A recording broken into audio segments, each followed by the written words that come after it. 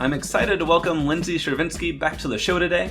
Lindsay is the new executive director of the George Washington Presidential Library at Mount Vernon and author of the new book, Making the Presidency, John Adams and the Precedents That Forged the Republic. It's been a long time since we talked about John Adams in this podcast, but now seems like a great time to revisit him and his era. I think you'll find a lot of parallels to the modern moment. So welcome back, Lindsay. Well, thank you so much for having me. Yes, I am constantly flabbergasted by the parallels between the 1790s and today. As are we all. I'm pretty sure we all just walk around like, I can't believe it.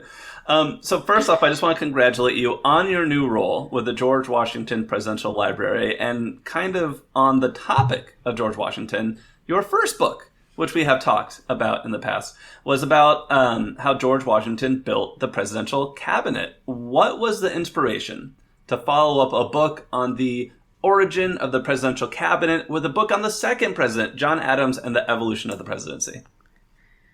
Well, I should be very clear that I am not going in order. Usually the first question is there going to be a Jefferson book next? And the answer is no.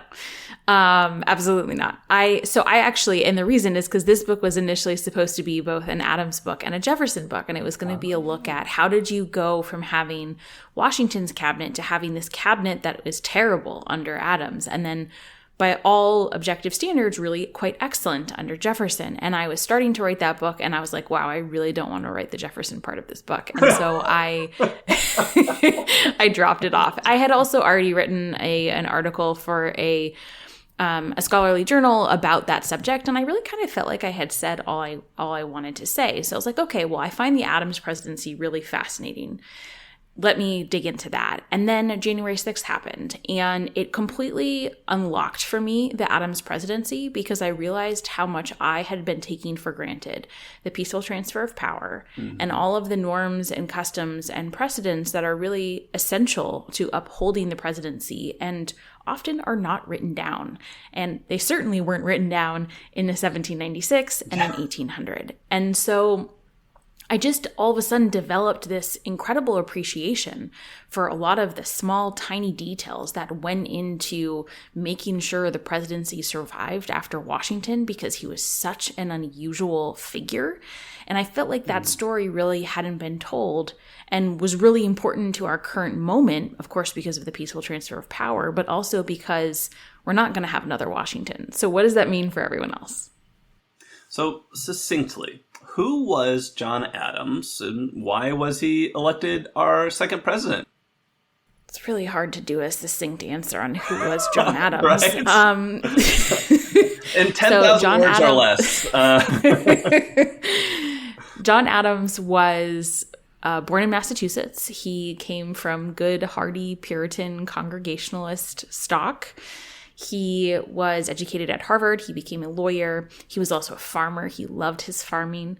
And he first gained prominence when he defended the British soldiers after the Boston Massacre. He then went on to be elected as a Massachusetts delegate to the Continental Congress.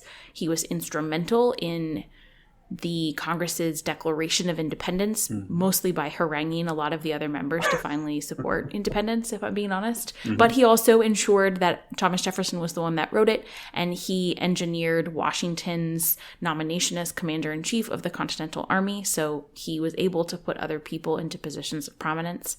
He then served as a minister for the new United States to France, the Netherlands, and Great Britain at various times. He wrote a number of treaties that were absolutely essential to the success of the new nation. He then came back and wrote the Massachusetts State Constitution, which was a really important model for the national constitution. Became the first vice president, served as vice president for 8 years, became the second president of the United States, and perhaps most importantly, had one of the all-time great marriages in, I would say, world history, but also in American history, with Abigail. Love Abigail. And I should say he was the father of John Quincy Adams, which was his other great legacy that he was extraordinarily proud of. Yeah, John Quincy is so fun to dive into. And I'm curious, so as he's coming into the presidency, what were his strengths and weaknesses as a leader? Excellent question. So one of the really interesting things about Adams is when he came into the presidency, he had such incredible experience in so many different capacities, but none of them had been in an executive position.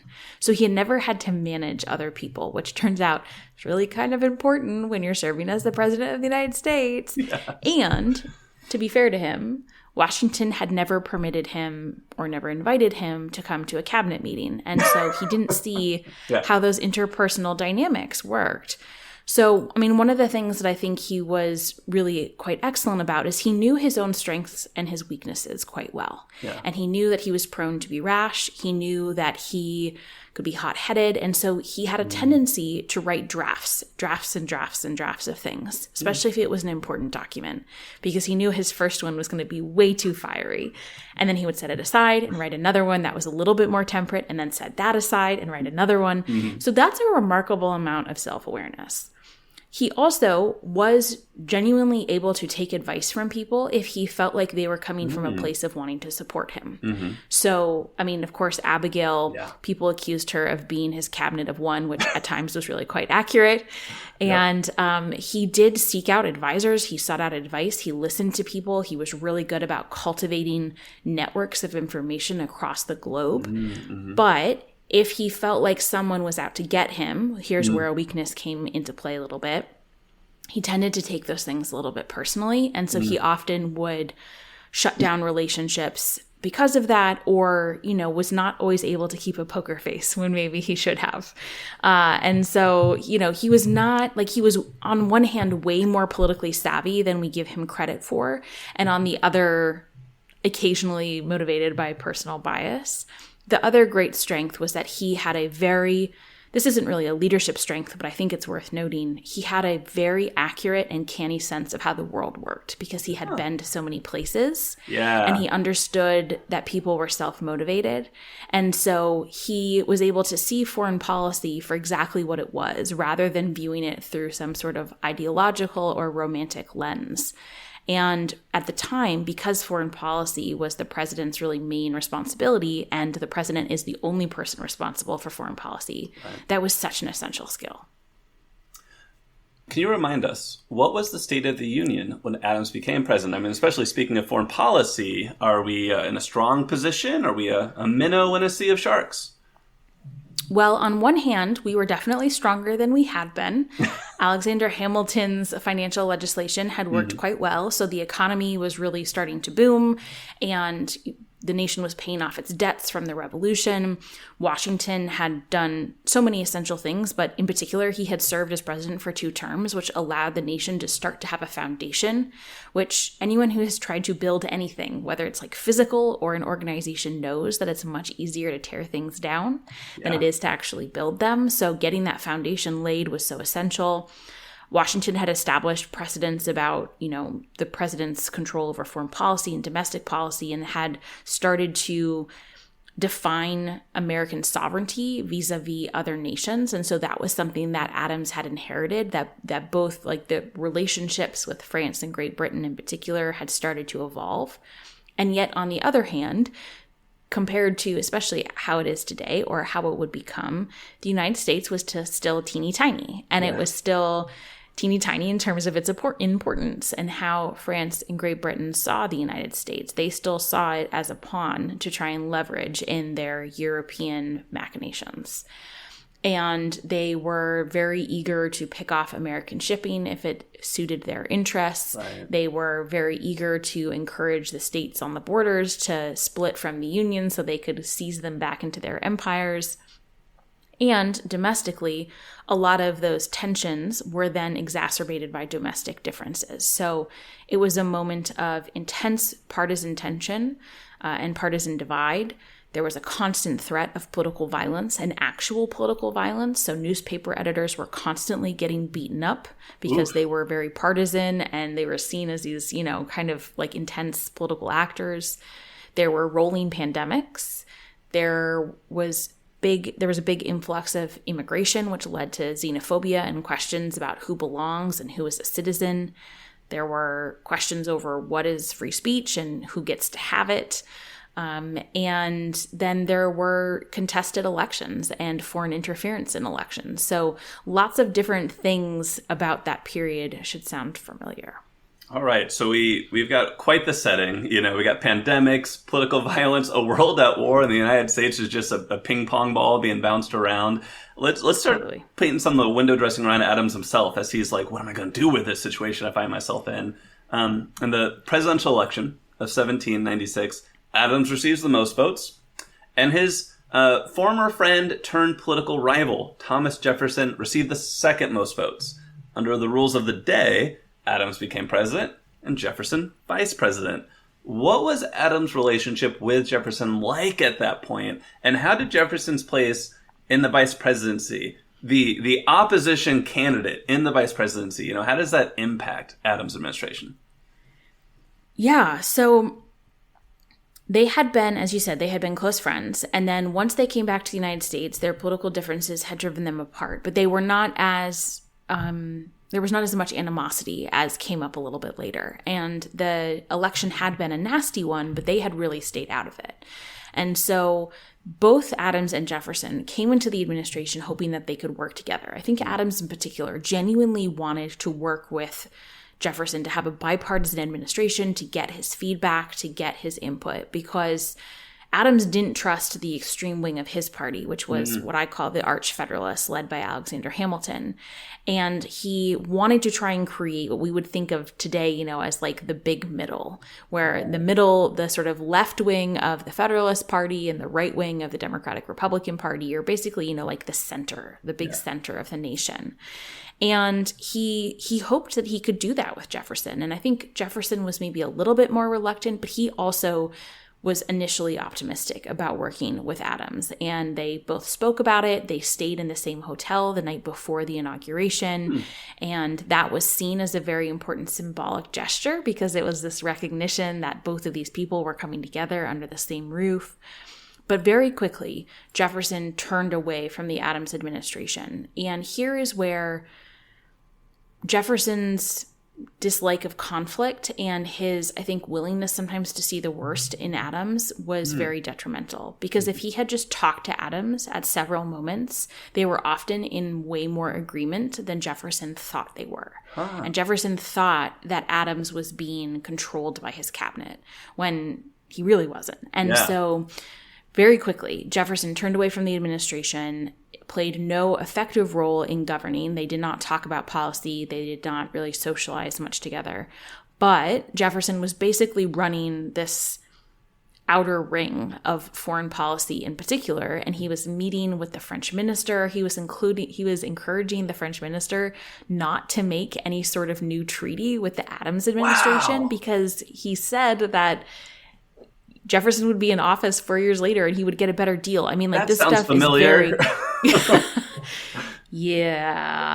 It's very close to treason. There wasn't an official war with France declared, but it is very close. Yeah. And so he was really quite detrimental. And that was one of the institutional questions about that moment, which is that, like, how do you have an administration where you have people from two different parties serving in office together?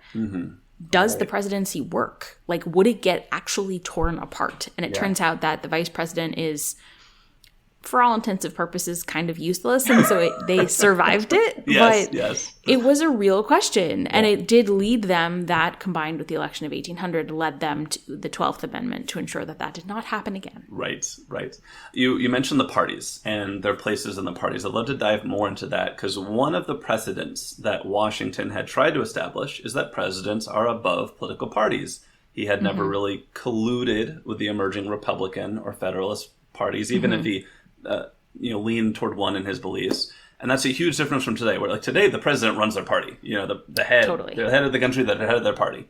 How 100%. Did Adams build on or reject that precedent of Washington? You know, did he identify as a Federalist? Did he coordinate with them?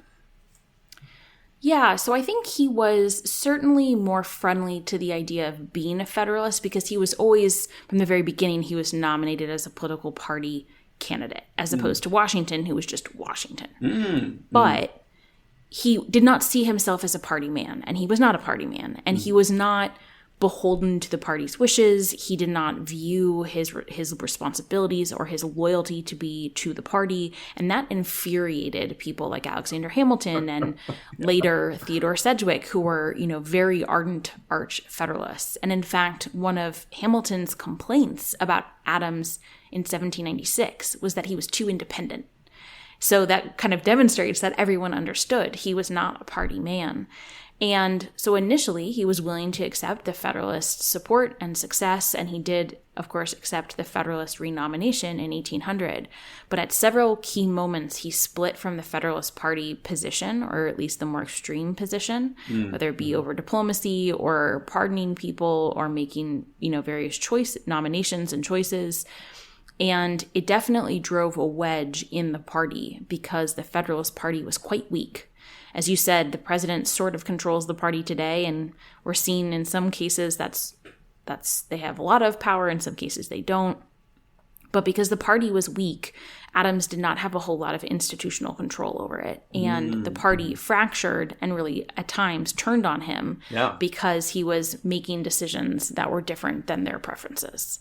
And speaking of some of those potential fractures with the party, you mentioned his cabinet earlier. He had to decide what to do with this topic of your first book, Washington's cabinet. Should he fire them? Should he keep them? Should he abolish the cabinet altogether? Nobody's ever had to make this decision before. What did he choose to do and why?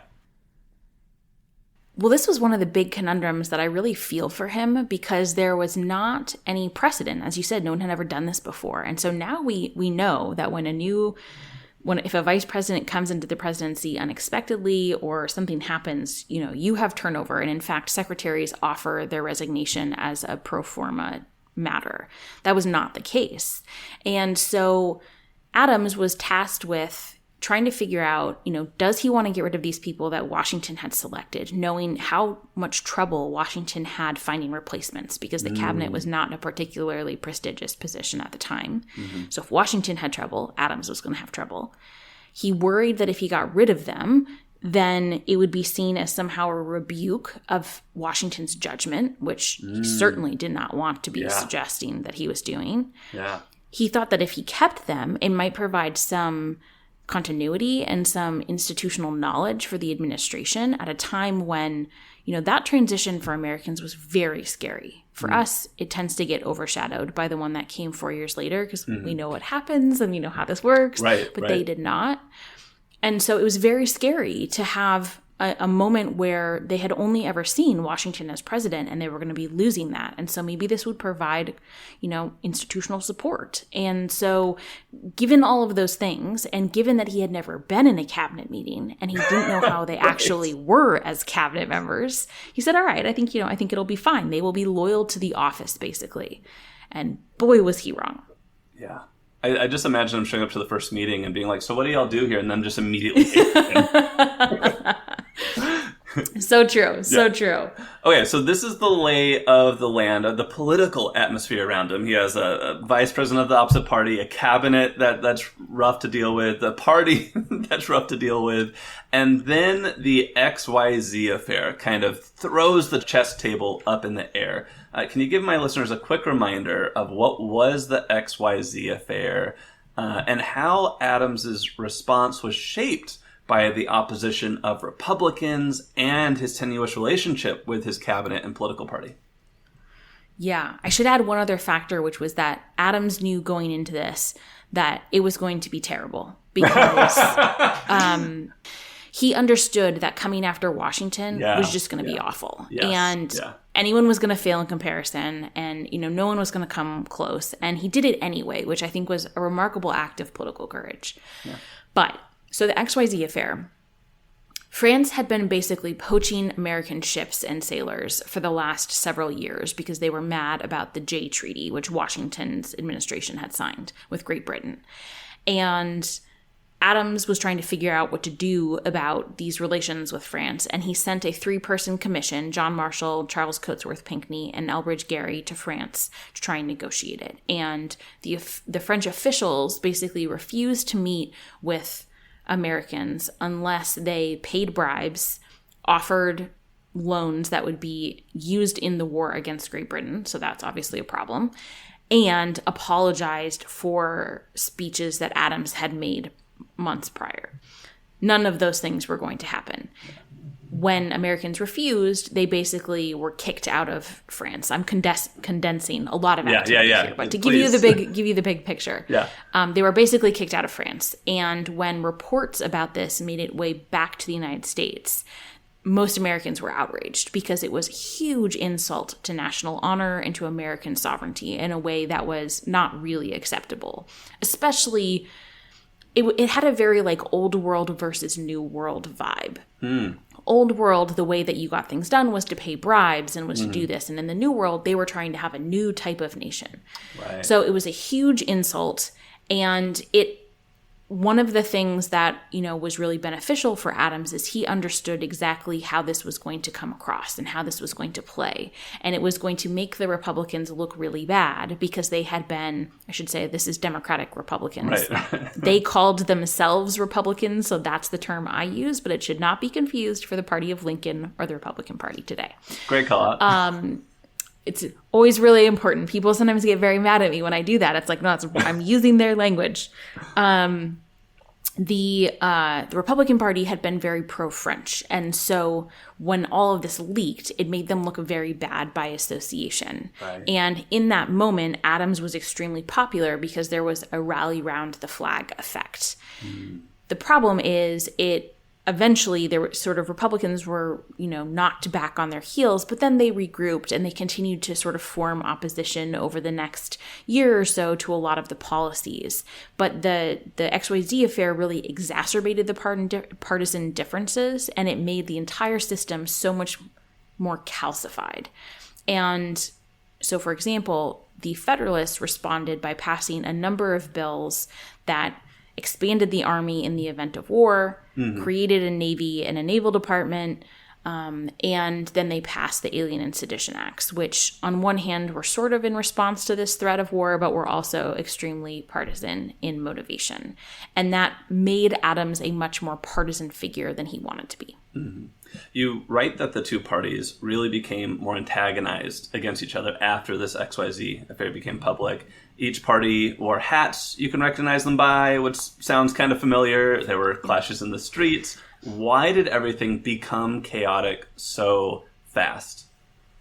I am so glad you picked up on that parallel because I was really hoping that people would read about my description of the cockades and recognize what I was doing. And so that is delightful. Because I was trying to, I don't want to bring contemporary politics into my book, but I do want people to see that things have happened before. And so I try to have a light touch with some of those comparisons.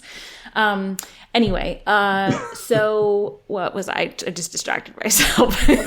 Why did everything become chaotic so fast? Yeah. I think you write it one just very compelling story too of a mob outside the president's mansion, and he has people bring guns. He thinks he's about to be attacked, and the militia have to disperse. It's crazy. It is crazy, and that story to me blows my mind because the president didn't have Secret Service at the time, and there wasn't even a fence outside the house, so they could literally just walk up to the front door. So I think the reason everything happened so fast was because this event played into the pre-existing differences in terms of not just which nation people were more sympathetic to. The Federalists preferred Britain and the Republicans preferred France, but it was really about their worldview more broadly. And Federalists and Democratic Republicans, they had completely opposed visions for what the United States should be. And because those visions clashed, they saw each other as a mortal threat to their vision of the Republic. And whereas, just 10 years before they had been fighting against another nation and had been able to coalesce together, now the call was coming from inside the house. And so it really split them over their vision and then these attachments to the foreign nations, because nationalism was still kind of in its babyest form. The concept of patriotism was in its babyest form. People were cherishing those connections to those nations more than they were cherishing their connections to their fellow Americans. And this was something that Washington warned about quite explicitly in the farewell address. And this event just played into it and made it so much hotter and so much more intense. And, we've always been sort of a very violent people. But this is a good demonstration that happened quite often. You write that, quote, Federalists became so convinced of the existential nature of the threat and the righteousness of their cause that they persuaded themselves that any and all measures were acceptable and even required to secure a victory against France and their domestic partners in the Republican Party. This really struck out to me as a similar sentiment to what you will see among some politicians today, that their political rivals are so terrible that anything is justified to defeat them. So I'm really kind of curious what we can learn from this moment of precedent. And what did the Federalists do with their power in the face of what they convinced themselves was an existential threat? Yeah, so they did a number of defensive measures, some of which totally made sense. Like they beefed up harbor defenses and they created a naval department, which the country really needed. And they expanded the Navy, which turned out to have incredible benefits for trade and for the merchants. I think in like 1 year alone, the Navy saved merchants in terms of insurance money 3 times the cost of what the Navy had originally cost. Your insurance analysis blew my mind when I read it, and I immediately told my wife, and I was like, isn't this a cool way to think about this? Like, whoa. And who knew insurance could be so interesting? Yeah. I did not until I saw that fact. So like the Navy made a ton of sense, and Washington and Adams had been calling for this type of action for quite some time. So some of their choices were really smart choices that also strengthened Adams's hand at diplomacy, because of course, if you have, you want a carrot and a stick when it comes to foreign policy. And so this gave him the stick in the event that he needed it. Mm-hmm. On the other hand, they adopted a bill that was the Alien Enemies Act, which basically said that if war was declared, then citizens of that nation could be expelled with all due process. And we still have that type of law on the books today, because it basically says, if you are at war with a country, you don't want citizens of that country who are loyal to that country to be able to be on your territory causing trouble, and you can expel them with a judge and a jury. Totally makes sense, totally reasonable. They then did some things that were not so reasonable. They passed 3 acts: the Alien Friends Act, there was a Naturalization Act, and the Sedition Act. The Alien Friends Act said that the president can remove any citizen from a foreign nation, even when the country is not at war, just because. And it did not have due process. It was giving the president all of the power. Now, to Adams' credit, crazy. To Adams' credit, he never used it. So they passed it, but he never used it. And I should also say, he didn't ask for any of these bills. He asked for the Navy. He did not ask for any of this legislation. So that was the Alien Friends Act. The Naturalization Act made it much harder to become a citizen, and that was because there was recognition that most immigrants voted for Republicans. And so Federalists wanted to make it harder for them to have votes. Mm-hmm. The third act is the Sedition Act. And on one hand, there were not laws on the books that protected against certain types of speech. So like for example, today, you don't have the right to free speech that provokes violence. You don't have the right to shout fire in a crowded theater is the most common example. Yeah. None of that was on the books. And so what we would think of as like language that was actually quite inappropriate was just printed. And newspapers were encouraging people to do things that we would consider to be really unacceptable. And yet, so like on one hand, there were real legitimate fears about political violence and the role of political speech in causing that violence. On the other hand, the bill was very clearly designed to target Republican editors. Yeah. And it said that citizens could not basically disparage the president or the federal administration, but it very explicitly left out the vice president, who happened to be a Republican. So like on one hand, I think it's really important to put this nuance in place, though, that like they did have good faith and good-based fears of violence that we like absolutely have to take into account. That, you know, the bills happened after this mob that you were talking about, but then they decided to go to this extreme level. And so I think that the lesson for us in that moment is it is okay to be afraid. It is okay to take action when there are things that come up that are scary and are threats, but we can't lose the plot. And the plot is, you know, if you're trying to preserve the republic, you have to actually preserve the republic in addition to preventing against violence. Yeah. And so I think that's a really important lesson. Yeah, the point you just mentioned really jumped out to me of it protects the president and the federal government, but not the vice president. So it's very clearly like slanted to protecting one party above another. I'm curious, how else were these laws stacked even more severely against Republicans than first meets the eye? I think there were notes about like the judiciary, who had appointed all the judges and the juries and all that. Yeah, the laws were really quite stacked. So, as is true in the Constitution today, the president appoints federal judges and Supreme Court justices. There had only been 2 presidents. They had both been Federalists or nominally Federalists. So the judiciary was completely filled with some moderates and you know, some extreme Federalists. Same with district attorneys who were often bringing these cases. And the marshals were the ones that were in charge of selecting the juries. They didn't have jury summons in the same way that we do today. And so the marshals often selected quite biased juries. The way the law was also framed in terms of how you defend yourself made it very difficult to do so, because truth is often used as a defense for sedition. But if what you're expressing is political opinion, how do you prove the truth or the falsity of a political opinion? So it was very difficult for lawyers to defend their clients, not only because of the systemic inequities, but also because of the way the law was designed. You mentioned Adams did not ask for any of those laws, but as they were coming his way, was he generally supportive of it? Was he being swept along for the ride? Was he ever trying to be like, no, no, no? Do we have any sense of that? So this is an area where he's really quite silent, and it's a little frustrating. And I don't know if it was because he genuinely was quite busy at the time and was working on other things. And Abigail was with him. So the letters we usually look for that give the inner thoughts, she was there. So we just don't really know, or it's possible that he wrote them and they were later destroyed by family members, because there was a little bit of curatorial stuff that happened over time. That's very common with all families. Yeah. So we don't really know. There are a couple of things that I think we can deduce based on other things that were happening.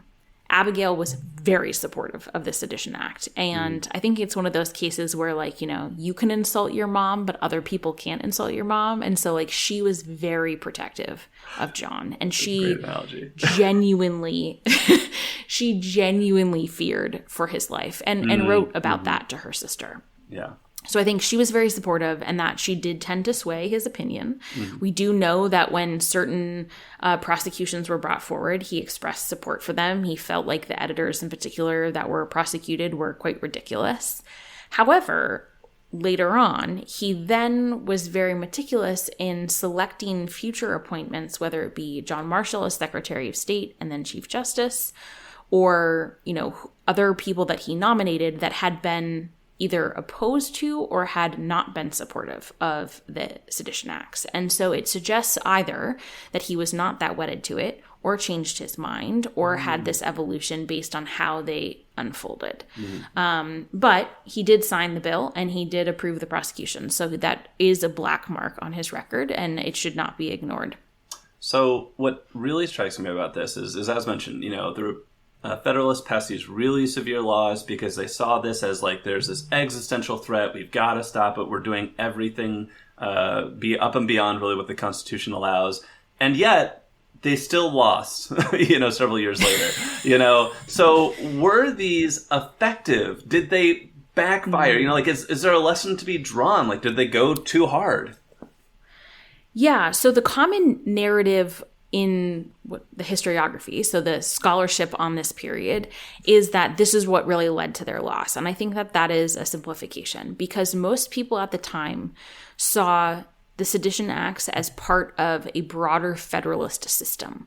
So it was the Sedition Acts, it was the Alien Acts, but it was also the radical expansion of the army, which Adams did not want and opposed at many steps, but Alexander Hamilton and his cronies in the cabinet did want. Right. And Americans were very distrusting of standing armies, especially back then. It's really important to remember that Americans living in John Adams' presidency, most of them had certainly lived through the Revolution. Many had lived through the 7 Years' War and had experienced British regulars on American soil. And their families often passed down stories of the English Civil War. So the idea of standing armies was a deeply embedded one. So it was the standing army, but then critically, it was the taxes that were required to pay for said standing army. And people really didn't like taxes, and they really didn't like direct taxes, where you had to have a tax collector come and measure your house to see how much you should be taxed for your property. That was exceedingly unpopular. And they saw all of these things as a much larger attack or a threat to their way of life and their freedoms and their liberties. And it did lead to, in many ways, the Republican victory. And I think they should all be seen as such. However, I should also note, if not for the 3/5 clause, Adams would have won. Great call out. You were just talking about the army. I'd love to drill more into that, the army and the taxes. One thing that really strikes me about it is when the founders were first putting this Constitution together and they say the president is the commander-in-chief, that makes a lot of sense when you know your president's going to be George Washington. But when the president is John Adams and he has no military experience, how did he navigate? What does it mean to be commander-in-chief when you do not know anything about the military? Yeah, this is a really interesting part of the Constitution, and one that I think we grapple with a lot today still, because it's a civilian-led military, but how do you keep that separate? It is very messy. So Adams's response was to say, I'm not stupid. I know that I have never served in the military, and the former commander-in-chief, both as president and the commander-in-chief of the Continental Army, is still alive. And everyone's going to be thinking about him. And so he sent Washington a letter and basically said, I have to have your name involved in this project. If there's going to be this new expanded army, I need you to be in charge of it because A, I don't know much about the military, and B, basically, obviously.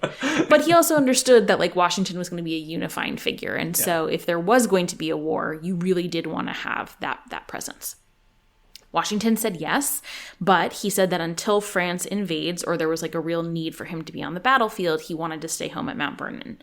And Adams said that was fine. And then it started to get messy because Washington had appointed, when he sent out his military, now his army was much smaller in his presidency, but he did send it to various incursions. He appointed the officers and he appointed the subordinate officers. However, to make a very long story short, basically the number 2 person in charge was going to have all the power because Washington wasn't going to be around. Right. And the arch Federalists in both outside the cabinet and in the cabinet, so Timothy Pickering, who was the Secretary of State, and James McHenry, who was Secretary of War, and Oliver Wolcott Jr., who was Secretary of the Treasury, all believed that Hamilton had to be that person. Mm-hmm. And Adams really didn't want Hamilton. Right. And basically, those 3 conspired with others to convince Washington to basically I really do think that they gave a very distorted picture of what was happening to Washington, to convince him that this was required and to basically deliver an ultimatum to Adams that unless he had Hamilton as his number 2, then he would resign. And when Adams was delivered with that ultimatum, there was nothing he could do.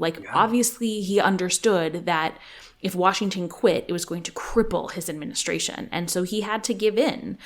But he was not happy about it. And he set about then finding ways to basically undermine the army, not for national security reasons, but because that was really important for the Navy, but because the army was being used for political purposes. And he did not want a political army. And so he undermined the army so that it would not take over either the executive or be used for partisan purposes. And it was a really essential contribution that I do think gets overlooked. I'd love to dive more into that. What was the ultimate resolution of that and the legacy of how he handled that situation? Yeah, so he wrote this letter to Washington basically saying, like, I've given you what you want, but I will just remind you, I mean, my words, not him, that, like, you had this power and would not have tolerated this. The appointing officers. And then, yes, exactly. And the Constitution gives the president the power over the army, period. Over the next 2 years, Adams did two things. First, he pursued diplomacy, because if there wasn't going to be a war, then there didn't need to be this huge army. And that was really essential, because ultimately, as soon as most people recognized there wasn't going to be a war, both officers resigned their commissions, a lot of soldiers began to desert, and also Congress was quick to disband and reduce the funds needed. The second thing he did was he basically slow-rolled any army development, and he did so quite intentionally in ways that I think are almost hilariously petty. So, for example, he spent the summer of 1799, summer of 1798 and the summer of 1799 in Quincy, Massachusetts. Sure. And he told his Secretary of the Navy, Benjamin Stoddard, that whenever he was making appointments, he could send Adams a list of names and a bunch of blank commissions, and Adams would just sign everything for him and send it back, so to expedite the process of building out the Navy as much as possible. To James McHenry, the Secretary of the Army, he made McHenry send every single name for approval, which Adams would then delay on and then send back slowly. And then McHenry had to fill out the commission and send it to Adams, which he would delay on, and then finally sign it and send it back so that McHenry could then send it to the person. So he was adding all of these unnecessary steps to slow the expanding force of the army. And he wasn't subtle about it. At one point, he basically said to McHenry, don't make me choose. I'm very clear about which is my favorite. And I have a favorite child, and it's the Navy. Which anyone who knew Adam should have known, because he had been a proponent of the Navy since the 1760s, basically. So yes, he's very intentional. The ultimate resolution was that Congress did disband most of the army once it was clear that there was not going to be a war, and Adams insisted on his right to pursue diplomacy, which established that precedent. And then the other piece of it was that he also was the first president to fire a cabinet secretary. Ooh. And that was particularly important because it established that the president has complete control over the departments. And so that, of course, includes the War Department and the Naval Department. Why did Adams ultimately lose his reelection? I don't think there is, the Three-Fifths Clause is certainly one reason. I think there were a couple of factors otherwise. So I think most Americans did not see him as the mastermind behind the Federalist system, the taxes, the Sedition Bill, the Army, all of these things. He certainly was associated with it, and so that did not help. Yeah. The split in the Federalist Party between the Arch Federalists, who were really led by Alexander Hamilton, and what we might call moderate Federalists, they called them the Adamites, which I think is pretty funny. There were the Pickerors, who were Pickering supporters, and the Adamites. The Adamites were, that split certainly undermined the party structure. Mm-hmm. I think also in 1800, the Republicans were a much better political operation. Yeah. They had been in opposition for now 12 years, and they had developed a sort of unity and a hierarchy and a lot of practices and strategies and a huge newspaper network. And those things proved to be quite effective at turning out voters and ensuring the voters voted for who you wanted. When you look at the Adams presidency today, what are the 2 or 3 aspects of the office that you can really draw a line back to Adams and say this is where that power or tradition began? So the first I would say is the presidential control over the executive departments. Washington had never fired anybody. There was the The Constitution does not say anything about it. It says that there are department secretaries, and that's it. Yeah. The bills that created the executive departments in the summer of 1789, which, as a side note, total tangent here, but the first federal Congress created the executive departments, passed the Bill of Rights, and created the federal judiciary in one season, which is embarrassing for all other Congresses because that is insane. Yeah, a bunch of overachievers are back there. Yeah. Seriously. So when they passed those bills, they said that secretaries could be removed, but they didn't specify how because there wasn't agreement, and they were basically punting the issue. So there was an assumption that the president could remove them, but it was never tested because the secretaries in Washington's administration had all retired or resigned. And so until that power was actually utilized and defended and given life, it was very theoretical. And Adams very much tested it and defended it, and it shaped the form of the executive branch in many ways past just firing. It just confirmed the president's control. The second one is Adams ensured that all future presidents had complete control over diplomacy. There were moments when the cabinet was trying to sort of take back some of that power and be more of like a cabinet like the British one, sort of like a prime minister system where it's governing by committee, and where Congress tried to interfere. And Adams persevered and was able to send his peace commission, and the Treaty of Mortefontaine, which was signed in October of 1800, confirmed his wisdom, confirmed that he was right, and basically defended the president's right to do so in the future.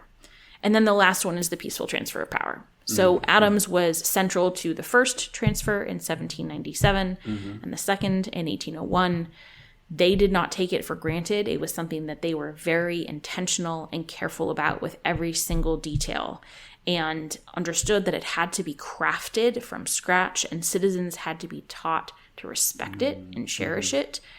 And he was the one that was in both of those, and that was quite essential. If you've enjoyed this interview with Lindsay and want to learn more about Adams, please pick up her latest book, Making the Presidency, John Adams and the Precedents That Forged the Republic. Thank you for your time, Lindsay.